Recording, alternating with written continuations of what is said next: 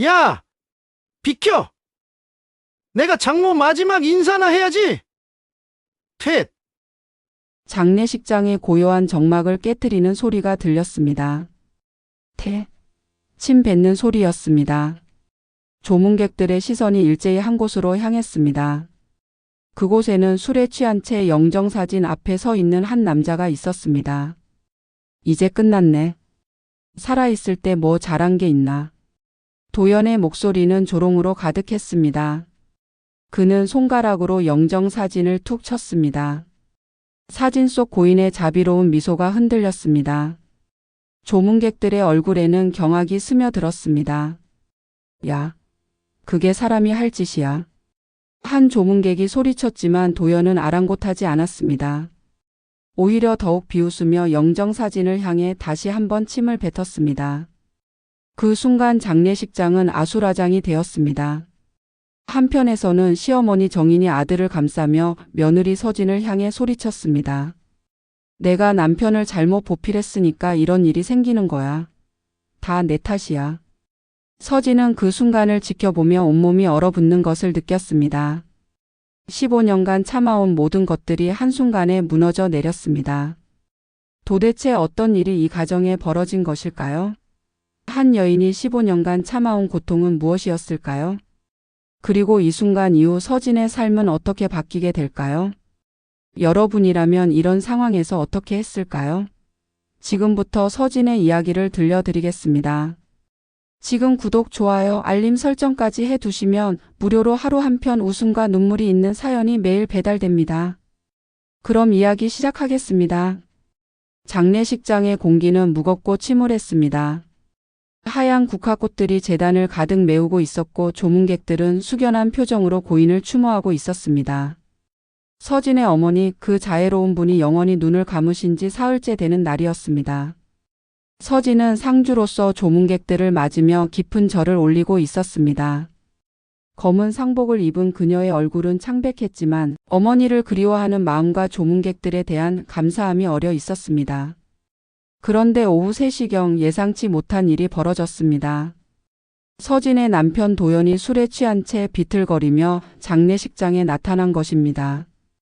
그의 얼굴은 붉게 달아올라 있었고 걸음걸이는 휘청거렸습니다. 여보, 왜 이렇게 늦게? 서진이 다가가려는 순간 도연은 손을 휘저으며 그녀를 밀쳐냈습니다. 야, 비켜. 내가 장모 마지막 인사나 해야지. 조문객들이 하나둘 고개를 돌려 바라보기 시작했습니다. 서진은 당황스러운 마음에 남편의 팔을 붙잡았습니다. 여보, 제발. 여기서는 안 돼요. 하지만 도연은 서진의 손을 거칠게 뿌리치고는 영정사진 앞으로 걸어갔습니다. 그의 발걸음 하나하나에서 알코올 냄새가 진동했고 장례식장의 엄숙한 분위기는 점점 어수선해졌습니다. 영정사진 앞에 선 도연은 잠시 고인의 얼굴을 바라보았습니다. 서진의 어머니는 사진 속에서도 자상한 미소를 띠고 계셨습니다. 생전에 누구에게나 따뜻했던 그 미소였습니다. 그런데 도연의 입에서 나온 말은 모든 사람을 경악시켰습니다. 이제 끝났네. 살아있을 때 뭐 잘한 게 있나. 장례식장이 순간 조용해졌습니다. 조문객들은 자신의 귀를 의심했습니다. 방금 뭐라고 한 것일까요? 죽은 사람 앞에서 저런 말을? 도연은 거기서 그치지 않았습니다. 손가락으로 영정사진을 툭 치며 비웃는 소리를 냈습니다. 하하, 이제야 편하겠네. 그 순간 조문객 중 한 명이 벌떡 일어났습니다. 야, 그게 사람이 할 짓이야. 죽은 사람한테 뭘 하는 거야. 다른 조문객들도 웅성거리기 시작했습니다. 하지만 도연은 아랑곳하지 않았습니다. 오히려 더욱 비웃으며 가장 충격적인 행동을 했습니다. 도연이 영정사진을 향해 침을 뱉었습니다. 그 침이 사진의 유리에 흘러내렸습니다. 장례식장은 그 순간 완전한 침묵에 휩싸였습니다. 누구도 이런 일을 상상하지 못했습니다. 한 조문객이 비명을 질렀습니다. 다른 사람들은 너무 충격받은 나머지 말조차 나오지 않았습니다. 어떤 이는 손으로 입을 막았고 어떤 이는 고개를 저으며 자리를 뜨기 시작했습니다. 서진은 그 광경을 보며 온몸이 얼어붙었습니다. 자신의 어머니 영정에 남편이 침을 뱉다니. 이런 일이 현실에서 벌어질 수 있단 말인가요? 도연아. 그때 시어머니 정인이 달려왔습니다. 하지만 놀랍게도 그녀는 아들을 꾸짖는 대신 며느리 서진을 향해 소리쳤습니다. 내가 남편을 잘못 보필했으니까 이런 일이 생기는 거야. 애 마음 하나 맞춰주지 못하고 이게 뭐니? 이런 날까지 이래야겠어? 어머니 그게 아니라 다 내 탓이야. 내가 제대로 챙기지 않았으니까 우리 도연이가 이렇게 된 거라고. 정희는 조문객들 앞에서도 서진을 마구 탓했습니다. 마치 모든 잘못이 며느리에게 있다는 듯이 말입니다. 조문객들은 이 상황을 어떻게 받아들여야 할지 몰라 했습니다. 어떤 이는 저런 며느리가 어디 있나라고 수군거렸고 어떤 이는 시어머니도 참 어이없네라며 고개를 저었습니다. 서진은 그 순간을 견딜 수 없었습니다. 어머니의 영정 앞에서 벌어지는 이 모든 상황이 악몽 같았습니다. 15년간 참아온 모든 것이 한순간에 무너져 내리는 것 같았습니다. 장례식은 그렇게 엉망이 되었습니다. 많은 조문객들이 중간에 자리를 떠났고 남은 사람들도 불편한 기색을 감추지 못했습니다. 서진의 어머니는 그렇게 존엄하지 못한 마지막 순간을 맞이하셔야 했습니다. 그날 밤 장례를 마치고 집으로 돌아온 서진은 방 안에 홀로 앉아 있었습니다. 창밖으로는 차가운 겨울바람이 불어왔고 집 안은 적막했습니다. 도연은 어디선가 술을 더 마시고 있었고 시어머니는 자신의 방에서 코를 골며 자고 있었습니다. 서진은 어머니의 유품을 정리하며 옛 기억을 떠올렸습니다. 결혼 전 어머니가 했던 말들이 생생히 기억났습니다. 진아, 그 집 정말 괜찮겠니? 시어머니가 좀 까다로우신다던데. 엄마 괜찮아요. 사랑하면 다 이겨낼 수 있어요. 그래도 다시 한번 생각해봐라. 결혼은 신중해야 하는 거야. 하지만 당시 25살의 서진은 사랑에 눈이 멀어 있었습니다. 도연이 자신을 얼마나 사랑한다고 했는지, 평생 지켜주겠다고 약속했는지 모든 것이 아름답게만 보였습니다. 결혼 첫 해는 정말 행복했습니다. 도연은 다정했고 시어머니도 처음에는 며느리를 예뻐해 주었습니다. 서진은 결혼 생활에 만족하며 지냈습니다. 그런데 언제부터였을까요? 도연이 변하기 시작한 것은 처음에는 가끔 술을 마시고 늦게 들어오는 정도였습니다. 서진은 남편의 스트레스를 이해하려고 노력했습니다. 여보, 오늘도 힘들었죠? 따뜻한 물에 씻고 오세요. 아, 시끄러워. 나 좀 내버려둬. 도연의 말투가 점점 거칠어졌습니다. 술 마시는 횟수도 늘어났습니다. 그리고 3년째 되던 해 서진은 충격적인 사실을 발견했습니다. 남편의 주머니에서 나온 영수증들이었습니다. 호텔 영수증, 레스토랑 영수증, 그리고 여성용 액세서리 구매 내역까지. 서진의 것이 아닌 선물들이었습니다. 여보, 이게 뭐예요? 뭐긴 뭐야? 회사 사람들이랑 회식한 거지. 그럼 이 목걸이는요? 제가 받은 적이 없는데. 아, 그거? 그냥. 아, 시끄러워. 도연은 화를 내며 나가버렸습니다. 그날부터 서진의 의심은 확신으로 바뀌었습니다. 남편이 바람을 피우고 있다는 것을. 하지만 서진은 참았습니다. 혹시 자신의 착각일 수도 있고 남편이 돌아올 수도 있다고 생각했습니다. 무엇보다 결혼 생활을 포기하고 싶지 않았습니다. 시어머니 정인도 점점 서진을 대하는 태도가 달라졌습니다. 처음에는 우리 며느리라며 예뻐해 주던 그녀였는데 언제부턴가 서진의 모든 것이 마음에 들지 않는 듯 했습니다. 야, 서진아. 밥이 왜 이렇게 짜? 우리 도연이는 짠 거 못 먹는다고 했잖아. 죄송해요, 어머니. 다음엔 덜 짜게 할게요. 그리고 빨래도 제대로 안 했네. 이 셔츠 봐, 구김이 그대로 있잖아. 네, 다시 다려드릴게요. 매일매일이 그런 식이었습니다. 서진은 완벽한 며느리가 되려고 노력했지만 시어머니의 잔소리는 날이 갈수록 심해졌습니다. 그리고 결혼 5년째 되던 해 서진에게 딸 하나가 태어났습니다. 예쁜 딸 지민이었습니다. 서진은 아이가 생기면 남편이 달라질 것이라고 기대했습니다. 하지만 도연은 딸에게도 관심이 없었습니다. 오히려 애 때문에 시끄럽다며 짜증을 냈습니다. 시어머니는 아들을 낳아야지 딸은 뭐 하냐며 실망을 드러냈습니다. 서진은 홀로 육아를 감당해야 했습니다. 새벽에 우는 아이를 달래고 낮에는 시어머니 시중을 들고 저녁에는 술 취한 남편을 챙겨야 했습니다. 엄마 너무 힘들어요. 좀 도와주세요. 친정어머니에게 하소연할 때면 어머니는 항상 이렇게 말씀하셨습니다. 진아 힘들더라도 참아라. 결혼 생활이 원래 그런 거야. 내가 잘하면 남편도 언젠가는 알아줄 거다. 그래서 서진은 더욱 참았습니다. 10년, 12년, 15년을 그렇게 보냈습니다. 남편의 외도와 폭언, 시어머니의 구박을 모두 참아내며 살았습니다. 그런데 오늘 어머니의 장례식에서 벌어진 일을 보고 서진은 깨달았습니다. 자신이 15년간 참아온 것들이 얼마나 헛된 것이었는지를. 남편은 변하지 않았습니다. 아니, 오히려 더 악해졌습니다. 시어머니도 마찬가지였습니다. 서진의 희생과 인내는 그들에게 당연한 것이 되어버렸습니다. 이제는 정말 끝이야. 서진은 어머니 사진을 보며 중얼거렸습니다. 사진 속 어머니는 여전히 자상한 미소를 띠고 계셨습니다. 마치 딸의 결심을 응원해 주시는 것 같았습니다.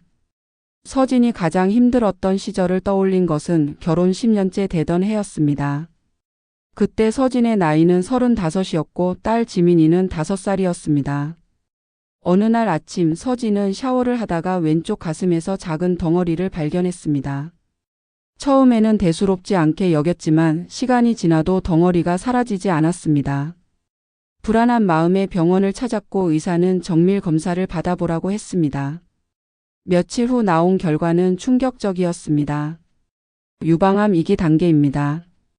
다행히 초기에 발견해서 치료하면 완치 가능합니다. 의사의 말을 들은 순간 서진의 머릿속이 하얗게 변했습니다. 암이라는 단어가 계속 맴돌았습니다. 딸 지민이의 얼굴이 떠올랐습니다. 집으로 돌아와 남편에게 이 사실을 말했습니다. 여보, 제가 유방암에 걸렸어요. 도연은 텔레비전을 보고 있다가 고개도 돌리지 않고 대답했습니다. 그래? 치료하면 되지 뭐. 여보, 제가 지금 암에 걸렸다고 했는데. 알겠다고. 그럼 병원 다니면서 치료해. 나는 바빠. 그게 전부였습니다. 남편은 아내가 암에 걸렸다는 사실에 대해 더 이상 관심을 보이지 않았습니다. 시어머니에게도 말했습니다. 어머니, 제가 유방암 진단을 받았어요. 뭐? 암? 그거 없는 거 아니야? 혹시라도 우리 도연이한테나 지민이한테 옮으면 어떻게 해? 정희는 며느리보다는 자신의 가족이 걱정되는 듯 했습니다. 서진은 다음 날부터 항암 치료를 시작했습니다. 병원에서 항암제를 맞으면 온몸이 아팠고 머리카락이 빠지기 시작했습니다. 구토가 심해서 제대로 음식을 먹을 수도 없었습니다. 하지만 더 견디기 힘든 것은 가족들의 반응이었습니다. 첫 번째 항암 치료를 받고 집으로 돌아왔을 때 서진은 너무 아파서 일어날 수가 없었습니다. 온몸이 아프고 메스꺼웠습니다. 어머니, 제가 너무 아파서 오늘 저녁은 못할 것 같아요. 뭐? 밥을 안 해? 그럼 우리 도연이는 뭘 먹고 살라고? 죄송해요. 너무 아파서. 아픈 건 알겠는데 그래도 살림은 해야지. 내가 늙어서 못하는데. 서진은 비틀거리며 일어나 부엌으로 갔습니다.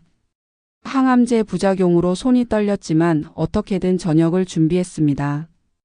남편 도연은 그런 아내를 보고도 밥이 왜 이렇게 맛없냐고 불평했습니다. 두 번째 항암 치료 후에는 더욱 심해졌습니다. 서진의 머리카락이 많이 빠져서 가발을 써야 했습니다. 체중도 많이 줄었습니다. 그런데 시어머니가 한 말은 서진의 마음에 깊은 상처를 남겼습니다. 야, 서진아. 너 그렇게 머리 빠지고 마른 모습으로 우리 도연이 옆에 앉지 마라. 네? 암이 혹시라도 옮을 수 있으니까 당분간 우리 도연이랑 겸상하지 말고 따로 먹어. 서진은 그 말을 듣고 눈물이 났습니다. 암이 전염병이 아니라고 아무리 설명해도 시어머니는 믿지 않았습니다. 그리고 지민이도 너한테 너무 가까이 오지 못하게 해. 애한테 뭔 일 생기면 어떡해. 결국 서진은 혼자서 밥을 먹어야 했습니다. 온 가족이 함께 앉은 식탁에서 혼자만 떨어진 곳에서 식사를 했습니다. 5살짜리 딸 지민이가 엄마, 왜 혼자 먹어? 라고 물으면 서진은 엄마가 감기에 걸려서 그래라고 둘러댈 수밖에 없었습니다. 항암 치료는 6개월간 계속되었습니다. 그 6개월 동안 남편 도연은 단 한 번도 병원에 와보지 않았습니다. 서진이 같이 가줘라고 부탁해도 바빠서 못 가겠다는 대답뿐이었습니다. 서진은 혼자서 버스를 타고 병원에 갔습니다. 항암 치료를 받고 나면 너무 아파서 걷기도 힘들었지만 택시 탈 돈도 아꼈습니다. 병원 복도에서 다른 환자들을 보면 가족들이 함께 와서 걱정해주고 격려해주는 모습이 부러웠습니다. 서진은 항상 혼자였습니다. 가장 힘든 순간은 머리카락이 모두 빠진 날이었습니다. 거울을 보니 자신이 자신 같지 않았습니다. 서진은 그날 밤 홀로 울었습니다. 그런데 남편은 그런 아내를 보고 한 말이 있었습니다. 야, 너 그 모습으로 밖에 나가지 마. 창피하니까. 서진의 마음은 그때 정말 무너져 내렸습니다. 병과 싸우고 있는 아내에게 할 수 있는 말이었을까요? 다행히 치료는 성공적이었습니다. 6개월 후 의사는 완치되었다고 말했습니다. 서진은 너무 기뻐서 눈물을 흘렸습니다. 집에 돌아와서 가족들에게 이 기쁜 소식을 전했습니다. 여보, 어머니, 의사가 완치되었다고 해요. 하지만 가족들의 반응은 시큰둥했습니다. 그래? 이제 제대로 살림할 수 있겠네. 시어머니의 반응이었습니다. 남편은 고개도 들지 않고 신문을 보고 있었습니다. 서진은 그때 깨달았습니다. 자신의 생사에 대해 이 가족들은 전혀 걱정하지 않았다는 것을, 오히려 불편해했을 뿐이라는 것을. 하지만 그때의 상처는 서진의 마음에 깊이 새겨져 있었습니다. 지금 생각해보니 그때가 서진이 이 가정에서 자신의 가치를 깨달은 순간이었습니다. 자신은 단지 집안일을 하는 사람, 시어머니를 모시는 사람, 남편의 뒷바라지를 하는 사람일 뿐이었습니다. 사람으로서, 아내로서, 며느리로서의 존중은 전혀 받지 못했습니다. 어머니의 장례식이 끝난 후 3일째 되는 날, 서진은 혼자 어머니의 묘소를 찾았습니다. 조용한 공원 묘지에는 겨울 바람만 쓸쓸히 불고 있었습니다. 어머니의 묘비 앞에 앉아 서진은 그동안 하지 못했던 이야기를 꺼냈습니다. 엄마, 미안해요. 제가 너무 늦게 깨달았어요. 묘비는 아무 말 없이 딸의 이야기를 들어주고 있었습니다. 15년 동안 참으면서 살았어요. 엄마가 참으라고 하셨으니까요. 그런데 참는다고 해서 달라지는 게 있나요? 아무것도 변하지 않았어요. 서진의 목소리에는 원망과 슬픔이 섞여 있었습니다. 도연이는 더 심해졌어요. 술도 더 마시고 바람도 더 피우고. 그리고 엄마 영정에 침까지 뱉었어요. 어떻게 그럴 수 있어요? 바람에 날린 낙엽이 묘비 앞에 떨어졌습니다. 서진은 그 낙엽을 주워 들고 다시 말을 이어갔습니다. 시어머니도 마찬가지예요. 제가 암에 걸렸을 때도 혼자 밥 먹으라고 했잖아요. 전염된다면서요. 그런 사람이 엄마 장례식에서는 저를 탓하더라고요. 서진은 눈물을 닦으며 일어섰습니다. 엄마, 이제 더 이상 참지 않을게요. 제가 바보였어요. 참으면 언젠가는 인정받을 거라고 생각했는데 그게 아니더라고요. 이제는 저도 당당하게 살고 싶어요. 그날 저녁 집으로 돌아온 서진은 달라져 있었습니다. 15년간 웅크리고 살던 마음이 곧게 펴지는 것 같았습니다. 마침 도연이 또 술에 취해 들어왔습니다. 평소 같으면 서진이 먼저 다가가서 옷을 벗겨주고 물을 떠다 줬을 텐데 오늘은 그냥 방에 앉아 있었습니다. 야, 물 좀 떠와. 도연이 거실에서 소리쳤습니다. 하지만 서진은 움직이지 않았습니다. 야, 서진아, 물 안 가져와? 여전히 대답이 없자 도연이 비틀거리며 방으로 들어왔습니다. 야, 왜 대답이 없어? 서진이 고개를 들어 남편을 바라보았습니다. 그녀의 눈빛이 예전과 달랐습니다. 더 이상 굽신거리지 않는 눈빛이었습니다. 당신이 직접 가져다 드세요. 뭐? 도연은 자신의 귀를 의심했습니다. 15년간 한 번도 거역해 본 적 없는 아내가 이런 말을 하다니. 당신 다리 성한데 왜 제가 가져다 드려야 하나요? 야, 너 미쳤어? 갑자기 왜 이래? 미친 게 아니라 정신 차린 거예요. 서진의 목소리는 차분했지만 단호했습니다. 도연은 뭔가 이상하다는 것을 느꼈지만 술에 취해 있어서 제대로 생각할 수 없었습니다. 에이, 이상한 여자야. 도연은 중얼거리며 부엌으로 갔습니다. 서진은 그 모습을 보며 처음으로 속이 시원했습니다. 다음 날 아침 평소처럼 시어머니가 서진에게 잔소리를 시작했습니다. 야, 서진아. 어제 밤에 도연이가 물도 못 마시고 잤다며? 아픈 사람 챙기는 게 아내 역할 아니야? 어머니, 도연이는 아픈 게 아니라 술에 취한 거예요. 그래도 남편인데 챙겨야지. 그럼 어머니가 챙기세요. 아들이잖아요. 정희는 며느리의 대답에 깜짝 놀랐습니다. 평소 같으면 죄송합니다 라며 고개를 숙였을 텐데 오늘은 대답이 달랐습니다. 야, 너 요즘 이상하다. 어디서 버릇없이. 버릇없는 게 아니라 정당한 말씀을 드리는 거예요. 서진은 더 이상 시어머니의 눈치를 보지 않았습니다. 그동안 얼마나 많은 부당한 일들을 참아왔는지 이제야 깨달았습니다. 그날부터 서진은 조금씩 달라지기 시작했습니다. 남편의 무리한 요구에는 거절했고 시어머니의 부당한 잔소리에는 논리적으로 대응했습니다. 하지만 이것은 시작에 불과했습니다. 서진은 더 큰 계획을 세우고 있었습니다. 15년간 당한 것들을 그냥 넘어갈 수는 없었습니다. 며칠 후 도연과 정인이 모두 외출한 사이 서진은 남편의 서재로 향했습니다. 평소에는 들어가지 못하게 했던 그 방에 이제는 당당히 들어갔습니다. 서재는 어수선했습니다. 책상 위에는 각종 서류들이 쌓여 있고 서랍에는 온갖 영수증들이 들어 있었습니다. 서진은 차근차근 하나씩 살펴보기 시작했습니다. 첫 번째로 발견한 것은 신용카드 명세서였습니다. 매달 나오는 카드 명세서를 자세히 보니 이상한 항목들이 많았습니다. 루첼은 호텔. 12만 원?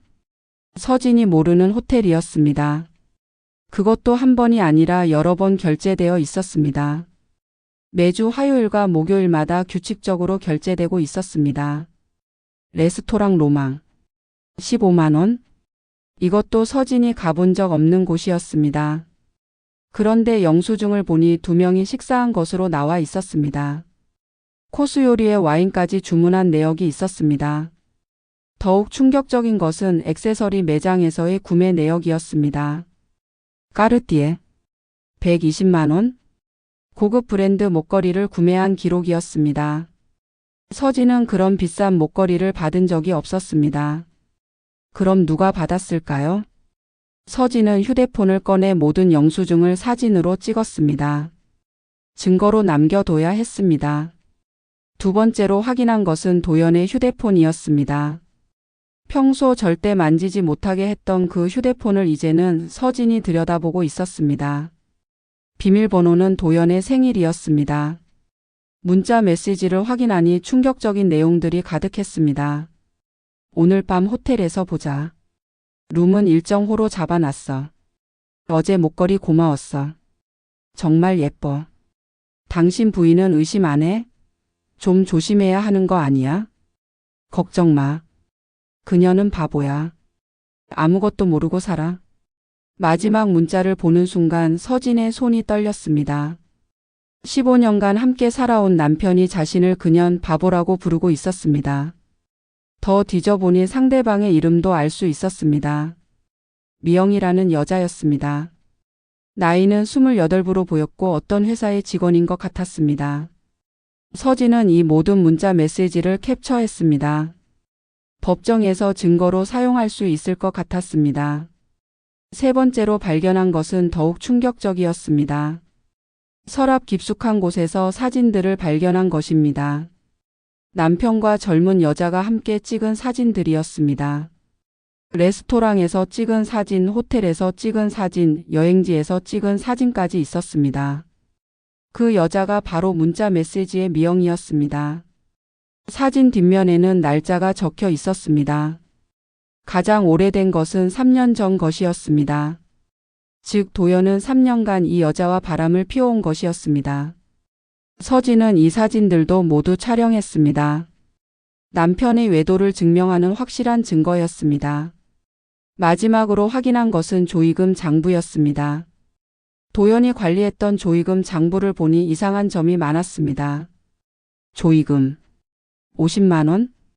어머니 장례식 때 받은 조의금 내역이었습니다. 그런데 실제로 서진이 확인한 조의금과 금액이 다르게 기록되어 있었습니다. 실제로는 200만 원 정도 받았는데 장부부에는 50만 원으로 적혀 있었습니다. 즉 도연이 조의금을 빼돌린 것이었습니다. 아내의 어머니 장례식에 온 조의금까지 개인적으로 사용한 것이었습니다. 서진은 분노가 치밀어 올랐습니다. 어머니 영정에 침을 뱉은 것도 모자라서 조의금까지 훔쳐간 것이었습니다. 모든 증거를 수집한 서진은 이것들을 안전한 곳에 보관했습니다. 그리고 변호사와 상담 일정을 잡았습니다. 이제 반격할 때가 된 것입니다. 그날 밤 도연이 집에 들어왔을 때 서진은 평소와 같이 행동했습니다. 아직은 때가 아니었습니다. 좀 더 완벽한 계획이 필요했습니다. 오늘은 물을 떠다 주네. 도연이 의외라는 듯 말했습니다. 네, 드세요. 서진은 웃으며 물을 건네 주었습니다. 하지만 그 웃음 뒤에는 차가운 계산이 숨어 있었습니다. 이제 모든 준비가 끝났습니다. 15년간 참아온 분노를 모두 터뜨릴 때가 다가오고 있었습니다. 서진이 증거를 수집하고 변호사와 상담을 준비하던 중 예상치 못한 일이 벌어졌습니다. 어느 화요일 오전 서진이 집에서 빨래를 개고 있을 때 갑작스럽게 전화벨이 울렸습니다. 여보세요? 서진 씨죠? 서울중앙병원 응급실입니다. 정인 여사님이 응급실에 오셨는데요. 서진의 손에서 빨래가 떨어졌습니다. 시어머니에게 무슨 일이 생긴 것일까요? 네? 어머님이요? 무슨 일이신가요? 갑작스러운 심장마비로 쓰러지셨습니다. 지금 중환자실에 계시는데 가족분이 빨리 오셔야 할 것 같습니다. 서진은 급히 병원으로 달려갔습니다. 도연에게도 연락했지만 전화를 받지 않았습니다. 아마 또 술을 마시고 있거나 다른 여자와 함께 있을 것이었습니다. 병원에 도착했을 때 의사가 심각한 표정으로 말했습니다. 환자분이 대규모 심근경색으로 쓰러지셨습니다. 나이가 많으셔서 수술이 어려운 상황입니다. 그럼 어떻게 되는 건가요? 최선을 다하겠지만 가족분들께 미리 말씀드려야 할 것 같습니다. 서진은 그제야 도연에게 다시 전화했습니다. 이번에는 받았습니다. 뭐야, 왜 이렇게 전화해? 여보, 어머님이 쓰러지셨어요. 병원으로 빨리 와요. 뭐? 어머니가? 도연의 목소리에서 당황스러움이 느껴졌습니다. 술에 취해 있던 목소리가 순간 맑아졌습니다. 1시간 후 도연이 병원에 도착했습니다. 그는 평소와 달리 초조한 모습이었습니다. 어머니는 어디 계셔? 중환자실이에요. 의사 선생님이 심각하다고 하셨어요. 도연은 중환자실로 달려갔습니다. 유리창 너머로 산소호흡기를 끼고 누워있는 어머니를 보자 그의 얼굴이 하얗게 변했습니다. 어머니. 하지만 정희는 의식이 없었습니다.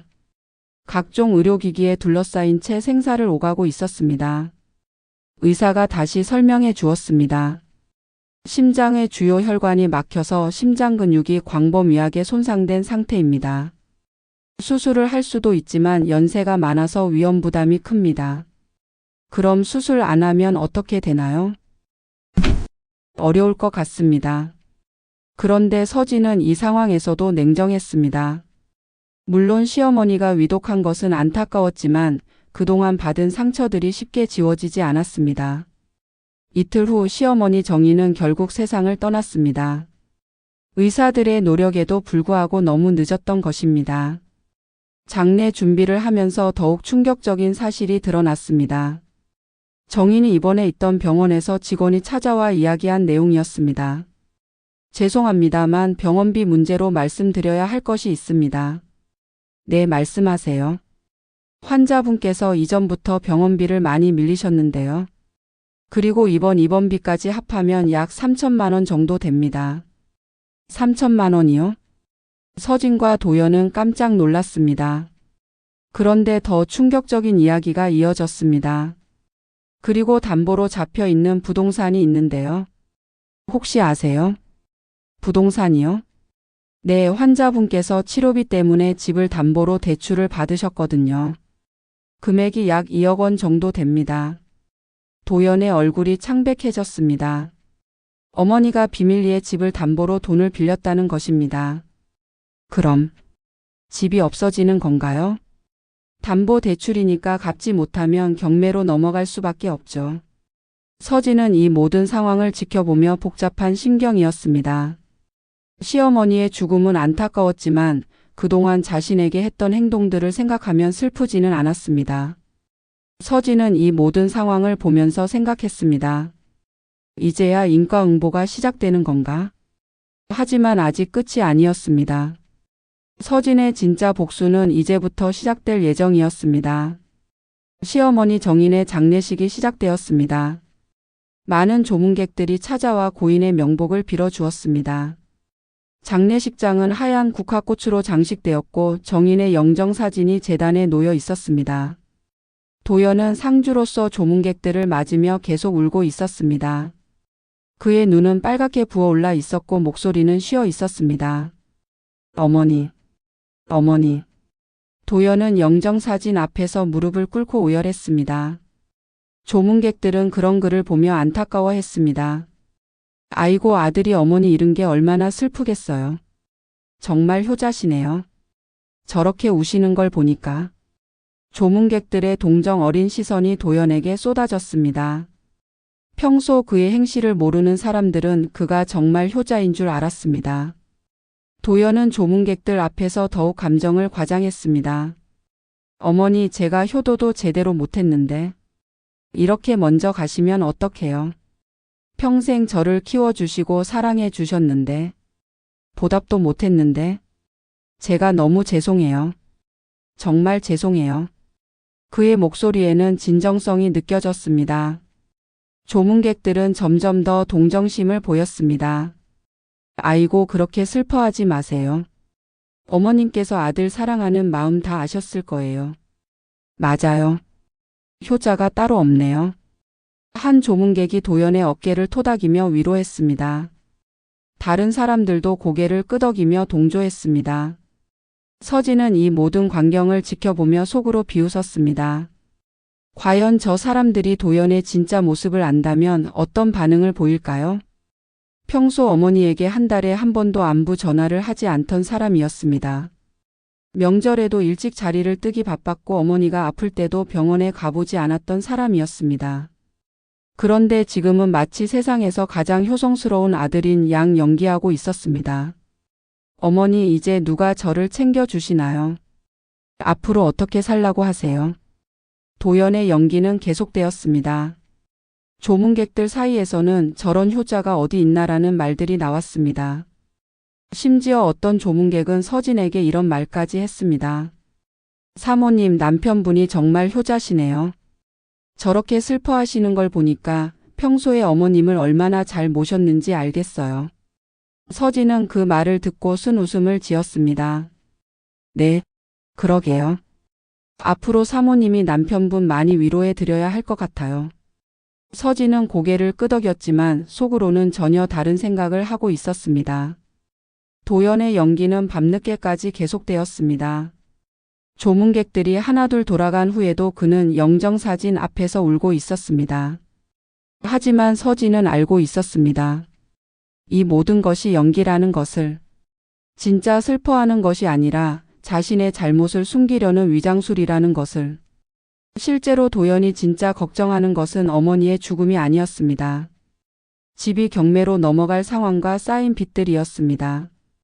그는 경제적 파탄을 걱정하고 있었을 뿐입니다. 그런데 조문객들은 그런 내막을 전혀 모르고 있었습니다. 그들은 도연의 겉모습만 보고 판단하고 있었습니다. 서진은 이 모든 상황을 보며 마음속으로 다짐했습니다. 곧 모든 진실이 밝혀질 거야. 그때 누가 진짜 피해자인지 알게 될 거야. 내일이면 도연의 가면이 완전히 벗겨질 예정이었습니다. 서진은 그 순간을 기다리고 있었습니다. 장례식 이틀째 되는 날 더 많은 조문객들이 찾아왔습니다. 친척들과 고인의 친구들 그리고 동네 사람들까지 모여들었습니다. 도연은 여전히 슬픔에 잠긴 효자의 모습을 연기하고 있었습니다. 조문객들은 그런 그를 보며 계속 위로의 말을 건네고 있었습니다. 어떤 친척은 도연이가 얼마나 어머니를 사랑했는지 다 안다라며 칭찬하기까지 했습니다. 서진은 그 모든 광경을 지켜보다가 드디어 일어섰습니다. 조용히 앞으로 나아가는 그녀의 모습에 조문객들의 시선이 집중되었습니다. 잠깐만요. 서진의 목소리는 차분했지만 단호했습니다. 장례식장이 갑자기 조용해졌습니다. 제가 말씀드릴 것이 있습니다. 도연이 고개를 들어 아내를 바라보았습니다. 그의 눈에는 당황스러움이 가득했습니다. 여보, 지금 뭘 하려는 거야? 진실을 말하려고 해요. 서진은 가방에서 서류들을 꺼내기 시작했습니다. 조문객들은 무슨 일인지 몰라 웅성거리기 시작했습니다. 여러분, 이 사람의 진짜 모습을 알려드리고 싶어서요. 서진이 첫 번째 서류를 들어 보였습니다. 그것은 이혼 신청서였습니다. 이것은 이혼 신청서입니다. 저는 오늘 이 자리에서 도연과의 이혼을 선언합니다. 조문객들 사이에서 충격의 탄성이 터져 나왔습니다. 어머, 갑자기 이혼이라니. 장례식장에서 무슨. 하지만 서진은 멈추지 않았습니다. 두 번째 서류를 꺼내 보였습니다. 그리고 이것은 이 사람의 외도 증거입니다. 서진이 휴대폰 사진들을 프린트한 것들을 보여주었습니다. 도연이 다른 여자와 함께 찍은 사진들이었습니다. 3년간 미영이라는 여자와 바람을 피워왔습니다. 이 사진들이 그 증거입니다. 조문객들의 얼굴이 경악으로 일그러졌습니다. 방금까지 효자라고 칭찬하던 사람이 불륜남이었다는 충격적인 사실이 밝혀진 것입니다. 뭐? 바람을 피웠다고? 어머, 저런. 도연은 얼굴이 하얗게 변했습니다. 야, 서진아. 지금 뭘 하는 거야? 여기가 어딘데? 진실을 말하는 거예요. 서진은 더욱 충격적인 증거를 꺼내었습니다. 그리고 이 사람이 제 어머니 영정사진에 침을 뱉었습니다. 조문객들 사이에서 더 큰 충격의 소리가 터져 나왔습니다. 뭐라고? 영정의 침을? 그런 일이 어떻게? 그때 조문객 중 한 명이 큰 소리로 외쳤습니다. 맞습니다. 제가 직접 봤어요. 모든 시선이 그 조문객에게 향했습니다. 그는 서진의 어머니 장례식에도 참석했던 사람이었습니다. 저 사람이 술에 취해서 영정사진에 침을 뱉는 걸 제가 똑똑히 봤습니다. 다른 조문객도 증언에 나섰습니다. 저도 봤어요. 정말 충격적이었어요. 어떻게 죽은 사람한테 그럴 수 있어요? 장례식장은 순식간에 분노의 도가니가 되었습니다. 방금까지 도연을 동정하던 사람들이 이제는 그를 비난하기 시작했습니다. 아니, 장모 영정에 침을 뱉고 여기서는 효자 연기를 하고 있었다고? 정말 어이가 없네. 그런 사람이 어디가 있어. 서진은 계속해서 증거를 공개했습니다. 그리고 이것은 제 어머니 장례식 조의금을 빼돌린 증거입니다. 가계부 사본을 보여주며 설명했습니다. 실제로는 200만 원을 받았는데 50만 원만 기록해 놓고 나머지는 개인적으로 사용했습니다. 어머, 조의금까지 훔쳐? 저런 쓰레기 같은 인간을 봤나. 조문객들의 분노는 극에 달했습니다. 어떤 사람은 이런 사람이 어떻게 살아가나라며 혀를 찾고 어떤 사람은 벌 받을 일이야 라며 고개를 저었습니다. 도연은 완전히 궁지에 몰렸습니다. 더 이상 변명할 수 없는 상황이었습니다. 아니야. 다 오해야. 서진이가 지어낸 거야. 하지만 누구도 그의 말을 믿지 않았습니다. 증거가 너무 명확했고 증인들까지 있었습니다. 오해가 뭐예요? 우리가 직접 본 걸 어떻게 오해라고 해? 정말 뻔뻔하네. 친척들도 도연에게 등을 돌렸습니다. 도연아, 내가 이런 사람이었구나. 인간의 탈을 쓰고 어떻게 그럴 수 있니? 짐승만도 못한. 서진은 마지막 일격을 가했습니다. 그리고 이 사람은 제가 유방암에 걸렸을 때도 단 한 번 병원에 오지 않았습니다. 시어머니는 암이 옵는다며 혼자 밥 먹으라고 했고요. 어머, 그런 일까지. 정말 인간 같지도 않은 것들이네. 조문객들의 비난은 끝이 없었습니다. 장례식장은 완전한 아수라장이 되었습니다. 도연은 더 이상 견딜 수 없어서 자리를 박차고 나가려 했습니다. 하지만 조문객들이 그를 막아섰습니다. 어디 가려고? 끝까지 들어봐. 결국 도연은 그 자리에서 완전히 망신을 당했습니다. 15년간 쌓아온 가면이 한순간에 벗겨진 것이었습니다. 서진은 조문객들을 향해 마지막 인사를 했습니다. 죄송합니다. 시어머니 장례식에서 이런 일로 소란을 피워서요.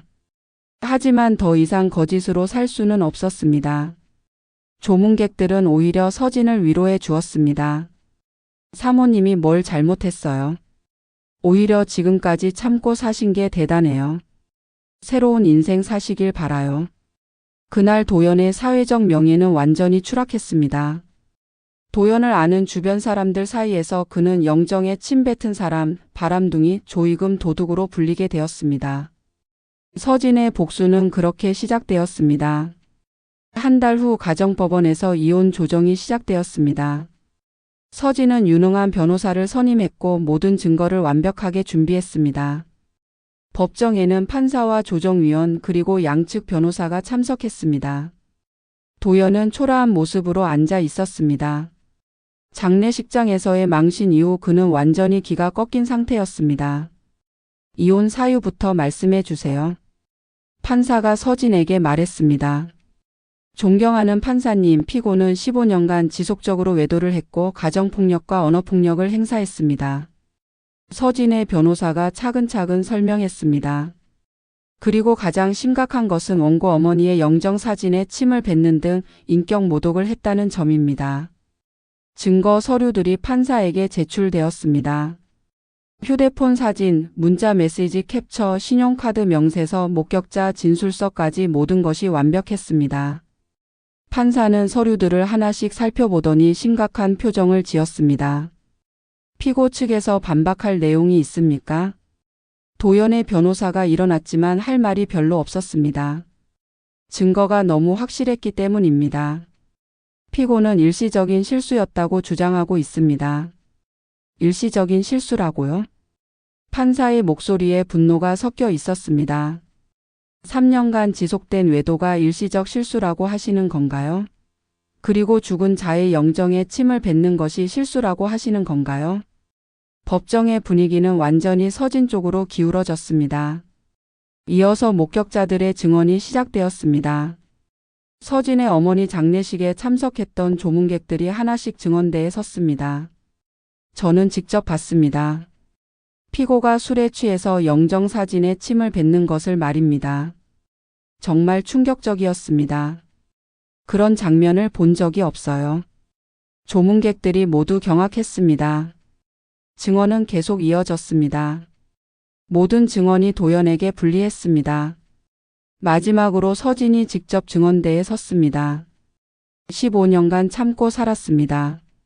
남편의 외도와 폭언, 시어머니의 구박을 모두 참아냈습니다. 서진의 목소리는 떨렸지만 단호했습니다. 제가 유방암에 걸렸을 때도 혼자서 치료받았습니다. 가족 중 누구도 병원에 와보지 않았어요. 하지만 제 어머니 영정에 침을 뱉는 것을 보고 더 이상 참을 수 없었습니다. 죽은 자에 대한 최소한의 예의도 지키지 않는 사람과는 살 수 없습니다. 판사는 서진의 증언을 듣고 깊은 한숨을 쉬었습니다. 피고에게 마지막으로 할 말이 있습니까? 도연이 일어났습니다. 그의 얼굴은 초췌해 보였습니다. 죄송합니다. 제가 잘못했습니다. 하지만 이혼은 충분합니다.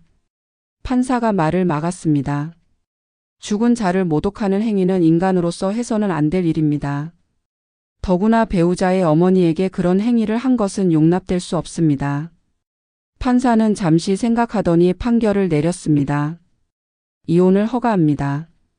위자료는 피고가 원고에게 2천만 원을 지급하라고 판결합니다. 재산분할은 원고에게 70%, 피고에게 30%로 결정합니다. 그리고 피고의 행위는 사회통념상 용납될 수 없으므로 관련 기관에 징계 의뢰를 하겠습니다. 도연은 그 자리에서 무너져 내렸습니다. 이혼은 물론이고 경제적으로도 완전히 파탄이 난 것이었습니다.